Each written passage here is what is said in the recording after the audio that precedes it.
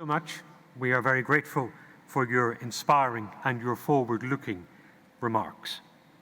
Digital technologies are reshaping production processes and business models everywhere. Their advance is unabated. The progress that they secure is immense.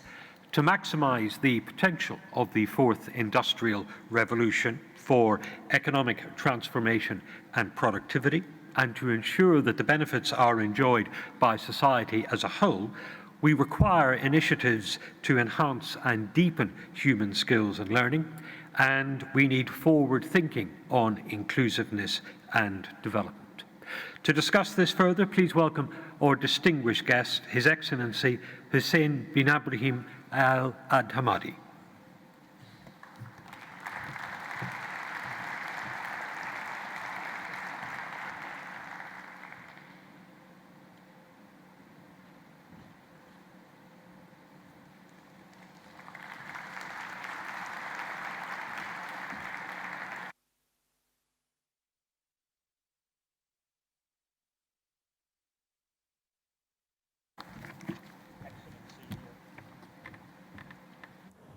Excellency, good morning, and thank you for participating in our discussion today. You are very welcome to this forum. You are the Minister of Education in the United Arab Emirates. If I could remind everyone in the audience to please make sure that your mobile phones are switched to the silent mode. And Minister, of course, you and I will resist the temptation to use our mobile phones during our conversation. Let's start with an overview, an opening perspective from you. How is digitalization of industry, the fourth industrial revolution, how is that reshaping government policy on a whole range of issues, including economic diversification? First, I would like to thank you very much for having me here. It's my great pleasure to be participating in this beautiful conference, and happy to see education is a discussion in this platform. Honestly, education is a pillar in any industrial revolution or any innovation that's happening in the world. Most of the country, they focus on education as the main pillar to move forward. And currently, with the innovation that's happening and going on, and the pace that we are moving forward, the world is not anymore isolated. It's all connected. We have bigger cooperation that cross borders. We are looking forward for this transition to the fourth industrial revolution, but we have to be careful with this. Honestly, it's not like what happened in the past. This is fast transformation. Yesterday, some of the panelists discussed about how fast it's going to happen, how huge the impact will be in. And I think education and future skill and deepening skill is a must, is not an option. And we should really focus and think, how can we adjust our policies, improve our approach about it, how we allocate the right budget and resources, and how we think about the possibility. We should not be scared, but we should be open-minded, learn from each other. There is no nation has something perfect, but I think each nation has something unique and beautiful we can learn from, and we should adapt and move forward at a faster pace. You are aware in any government take times, but in UAE, we have embarked into the future government. We have established the Ministerial of Possibility, and we really would like to move forward in a pace that will enable us to be a major player in the near future. And as we discussed as a theme throughout the summit yesterday, we want this process of reconfiguration to be inclusive and to be in harmony with nature, to be sustainable in the long term, and we can discuss that element a little bit later in our conversation. But I wonder, Excellency, what inspires your thinking? It is that transformation is coming. You are dependent to some degree on oil and energy at the moment, but that will not continue forever. Any natural resources going to be depleted over time, you know. And in the UAE, and with the founder of the UAE, the late Sheikh Zayed bin Sultan, has from the beginning of establishing the UAE focused on this. He was a futuristic guy, thinking about the future and the environment. And we honestly implemented a lot of policies about the environment, sustainability in the UAE. Long time ago, but you see it now, people are talking about it and discussing about it. And there's a lot of initiative now happening globally, you know, to be environmentally friendly, to adapt to nature. And these are things that we have to do. There is no option, you know. We need to live in harmony with our environment. But also tapping to what you said is really how can we collectively work together, you know. It's not UAE or another country working on this or Russia working on this. It has to be a global approach because whatever happening in one part of the world impact the other part of the world. I think now there is a coherence about environment, about how we approach science and technology to be friendly to the environment, and how can we create opportunity for everybody, you know, around the globe to have job opportunity, prosperous future, and how can we be connected and we become all of us a global citizen. There is tolerances, and in UAE this year we are celebrating the year of tolerances, and understand each other and work as one toward the future of the mankind and the environment. And education is your area of responsibility, Excellency, and education is essential for developing that vibrant economy that spans a number of different industrial and service sectors. What is your thinking on creating a new education for a new economy, for the new digital environment? If we go back like 4 or 5 years ago, when I started the ministry, you know, the UAE had a master plan, how to evolve and modify education to adapt to our need and to our industrial master plan. Honestly, in UAE, we started an education transformation, and early on, in 1971, with the founding of UAE, we had a high school system with a 2-track that was designed for that era. But in 2014, we started again studying and learning from other best practice and trying to modify our education system and transform it to meet our future need and our future plan. So we transformed this K-12 system to introduce new subjects in it. And there was a lot of 21st century skill integrated, critical thinking. We added computer science, we added innovation, we added design and technology. Even we went downward, even to KG1, KG2. Next year, we're going to be teaching them how to solve and discuss a problem and make simple solution for them. This make the UAE citizen and people living in UAE engage with the issues, the environment, and understanding what's happening in the UAE and around them. Then you come to the higher education, where we started, we embarked into focusing on STEM.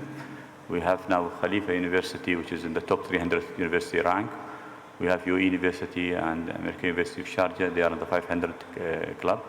So we are moving forward, improving our higher education system, working with the K-12 system, and then we start really putting a big emphasis on applied learning and lifelong learning skills. We would like to have any citizen in UAE or living in UAE to master how he can, by himself, continue long life learning and select which career he wants to develop himself and be adaptable. And in the past, if you have a job or 2 or 3, that's enough. But currently, and the future trend will be you will jump from 10 to 15 or 20 jobs in your life. So this skill and reskilling has to be available and possible, and has to be also very, very designed in a way that you enable you to get these skills in a very short time, not a longer time, you know. So these platforms should be available, and with the 4.0 industrialization and digitization, I think so many platforms can be developed. Implementing AI into education is a must, it's not a choice. So all these things is happening in UAE, and we are learning from other nations also. And this is the fresh thinking that may serve as an example to the rest of the world, not just that there are new subjects, but that you see it as a role of education to make people more flexible, more adaptable, more agile, so they can cope better with the change of the future. That's right. And honestly, you really have to think very hard when you are the Minister of Education. And we are lucky in UAE, we have 2 ministers supporting us in the Ministry of Education.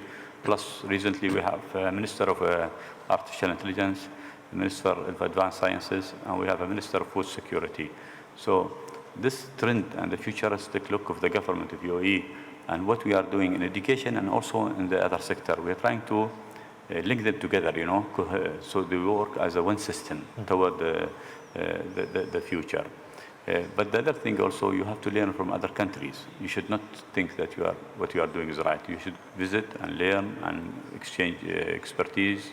And what we do each year, we send like around 1,000 plus students, 300 teachers globe to go around the world, you know, maybe to 27 nations, to learn from them and understand what they are doing.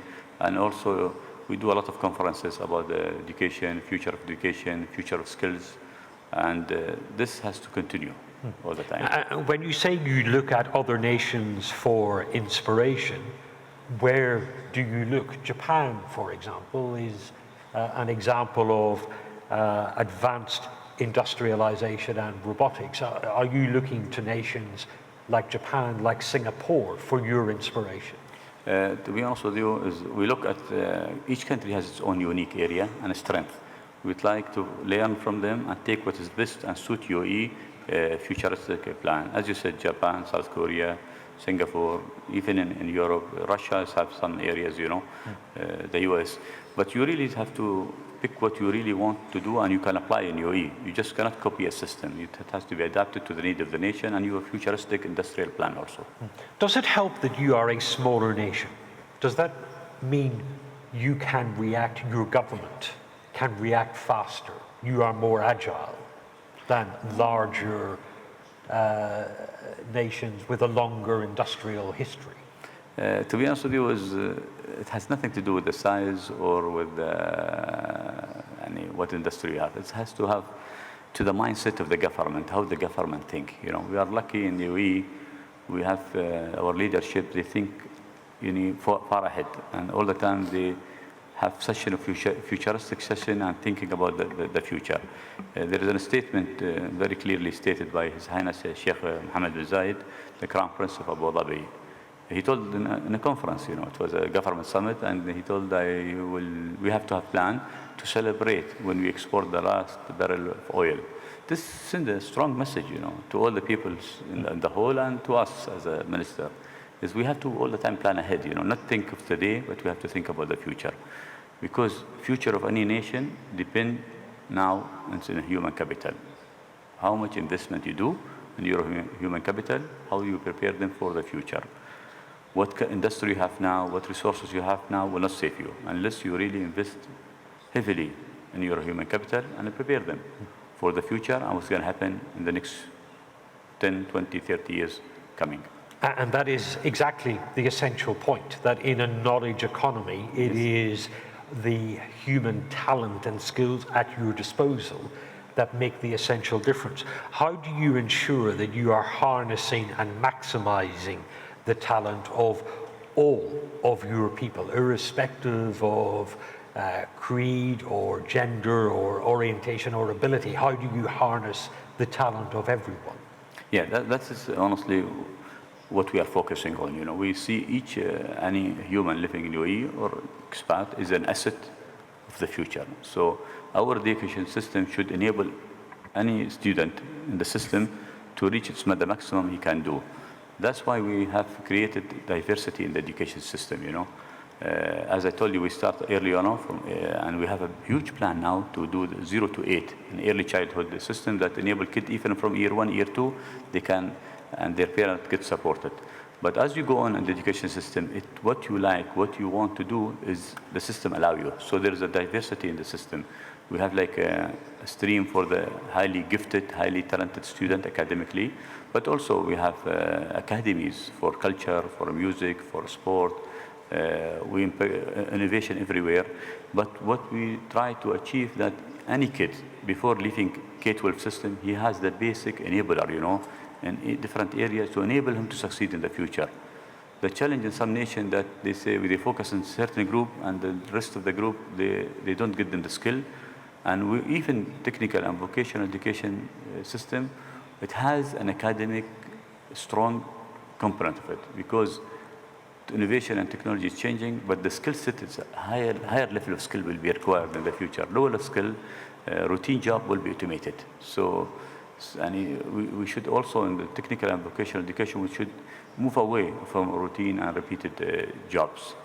Okay, so we want every child and every adult to be able to live to their full potential, whatever skill is best for them. Yes. But as a nation, as a society, Yes.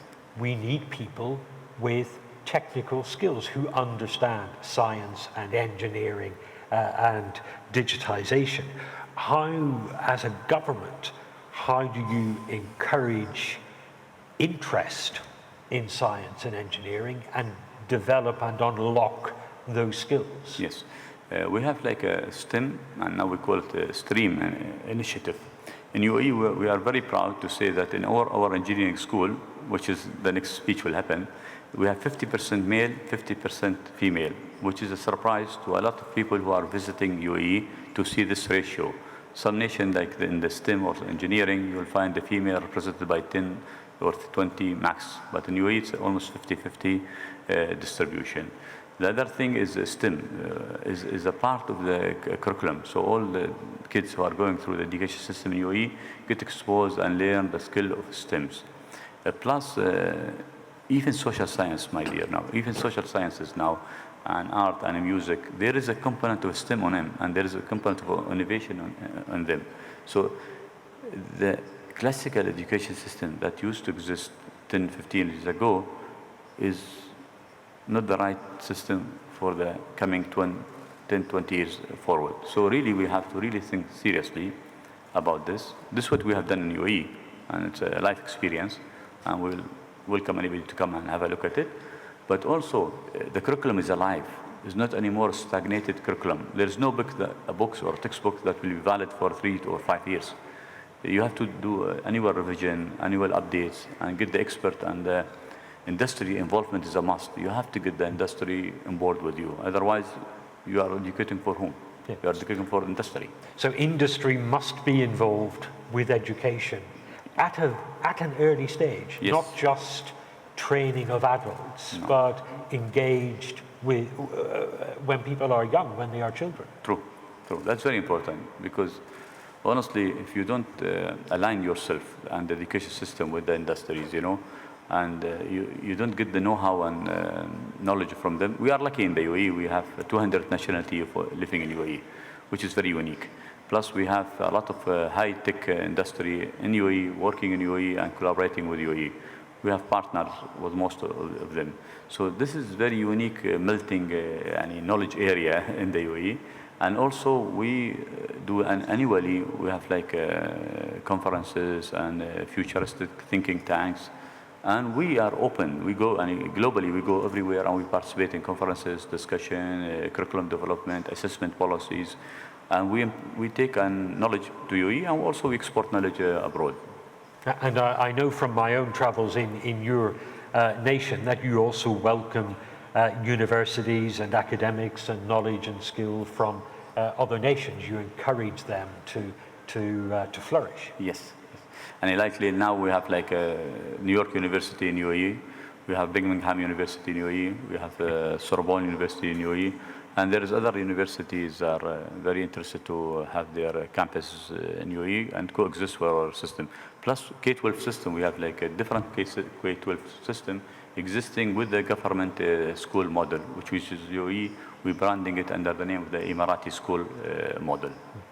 The essential partner in all of this, in delivering excellent education, are the teachers. True. And there is work to be done in in celebrating the work of teachers, in providing a proper career, in making them realize that they are the heroes of the fourth industrial revolution. True, that's totally true. Honestly, whatever you do, if you don't invest in teacher and teacher qualification and teacher career ladders, because they are really the asset and they are the backbone for any nation. Unfortunately, over the years, teacher get ignored and became uninterested professional. But in UAE, we are rethinking and we're trying to rediscover and rebrand the teacher as they are like the elite, and we are working now to launch very soon a teacher career ladders, a new qualification system, teacher licensing system. So teacher really they can be engaged, get interested, and their voice get heard. Also, as a minister, I have virtually I created a group that I am part of it, and I have daily discussion with our top 300 to 200 teachers that they change over time. But I listen to them and see what they want and what's the issue they are facing to make their life more easier, but also to take their idea how we can change policy and improve it to make more the teacher careers as professionally recognized, but also as interested for the top achiever in high school to be teacher in the future, because this is how the cycle get put on the right track. You should get the best student who are leaving high school to be interested to join the teacher career.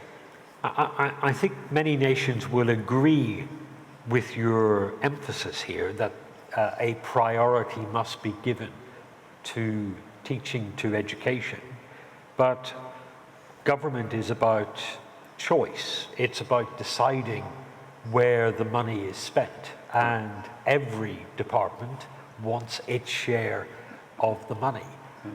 What are the conversations that you have with fellow ministers when you argue that there should be more investment in teaching, there should be more investment in education? How do you make your colleague ministers feel that they should also invest in this, even though they want to spend this money in different ways? Yes.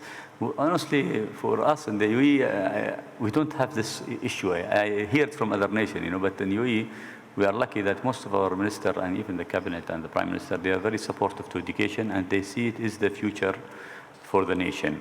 Like, for example, we have the minister of the economy here, and he has, from his budget, he brought students to come to this conference, to learn and to understand this. So this positive thinking and mindset in UAE distinguish our government from other government.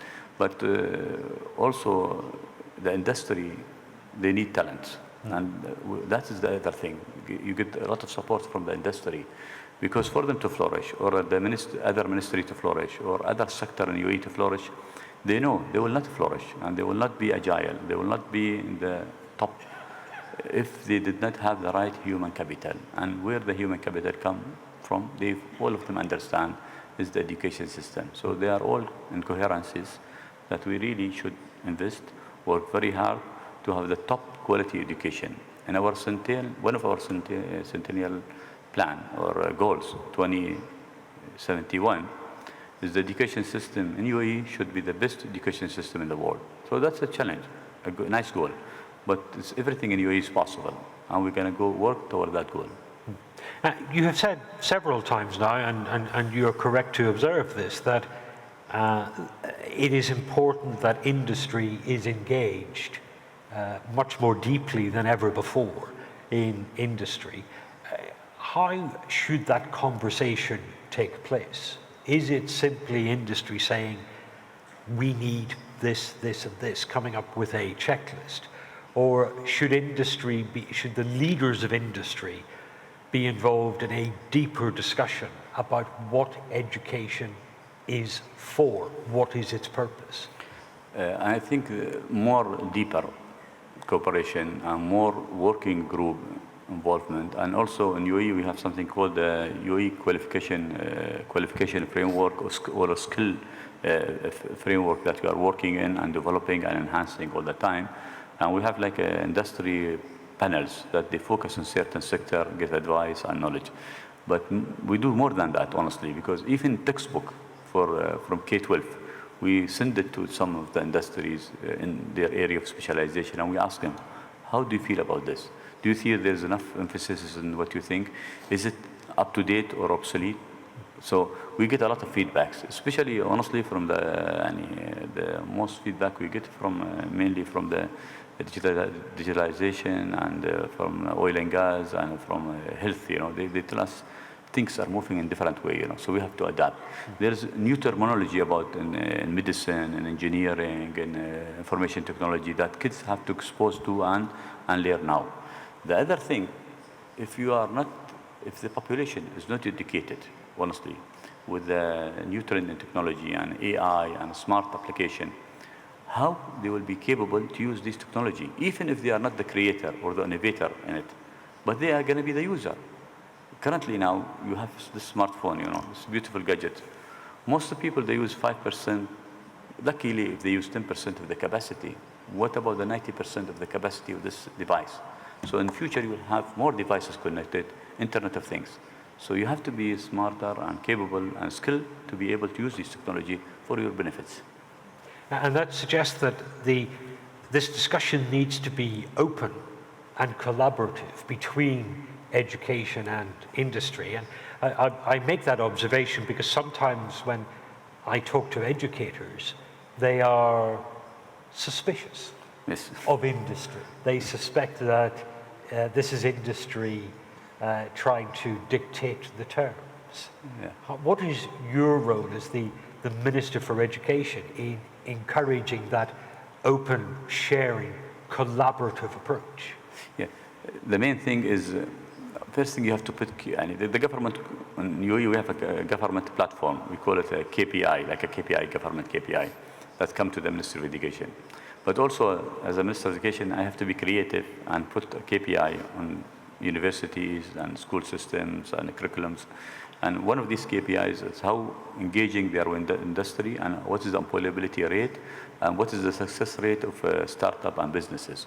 So when you put this thing, then you have to create a platform, because whatever you do, if there's no platform, if there is no system in place that enable people to get engaged and work together, it will not happen. That's why we have a UAE qualification framework, is a standalone entities that educator and industries and government, they come together and they discuss different area of focus of studies, and it's not the academical side, it is also the skill set that people, when they finish a program, they will have to graduate in this program.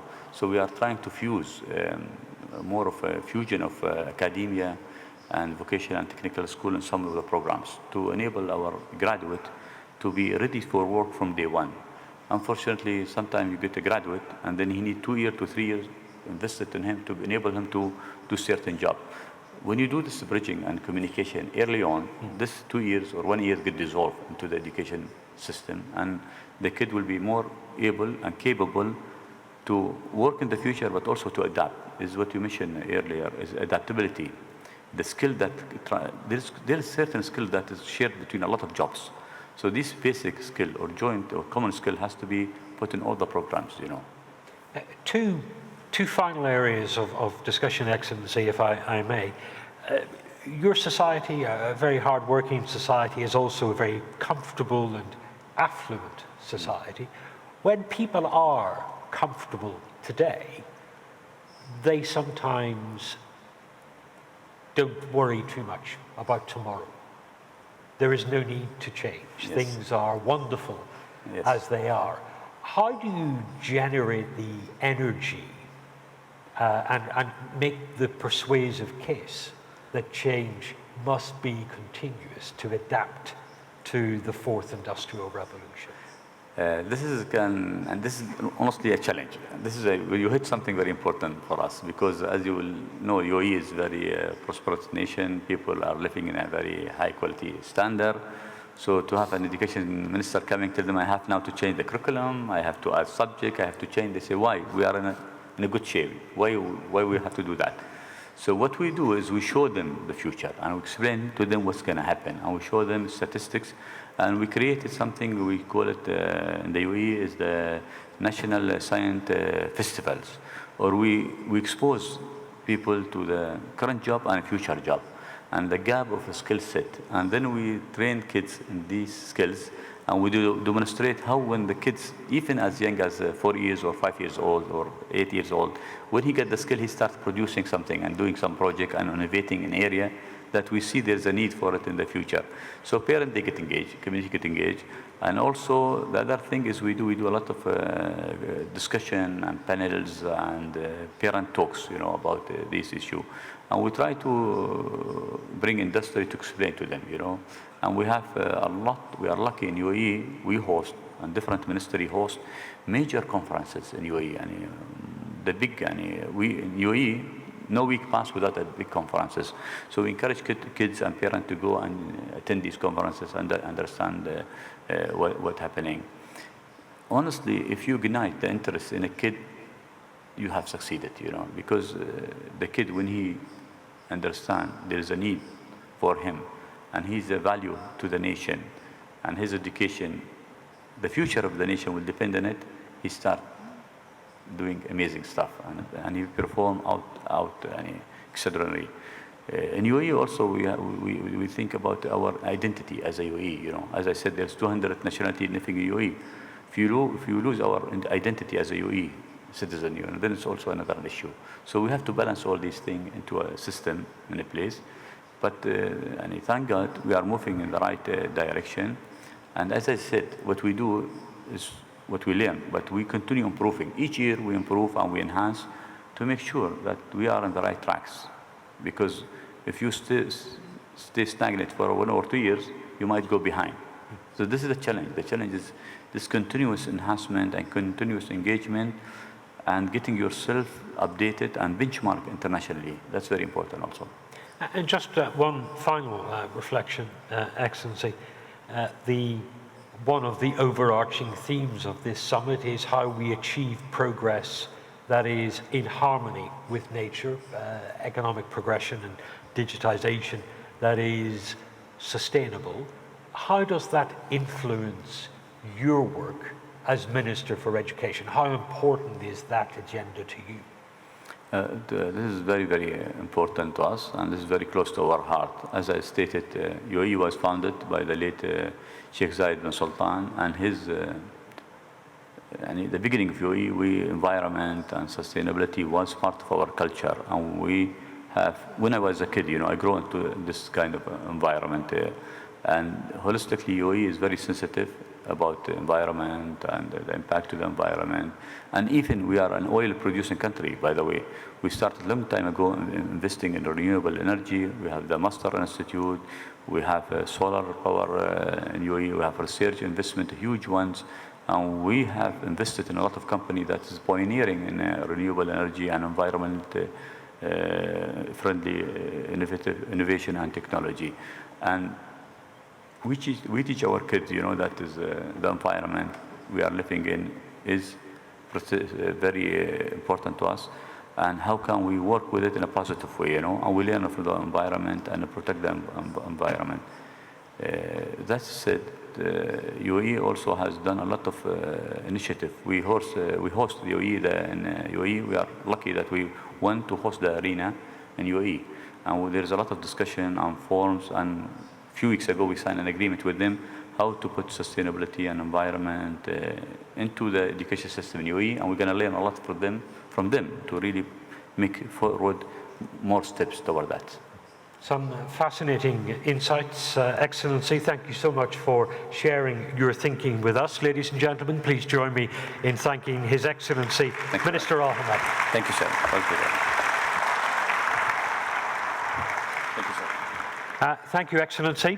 We will affirm and celebrate the centrality of women in technological progress, the essential contribution that women have to make to our connected digital future at 11:30. That will be the next session in this hall. And just to remind you that at 12:30 today, we also have a special awards ceremony also here in this hall. So we will adjourn for now to allow you to network and to have a short coffee break. Sessions will resume again in this hall at 11:30 and in other halls between now and then. Thank you very much.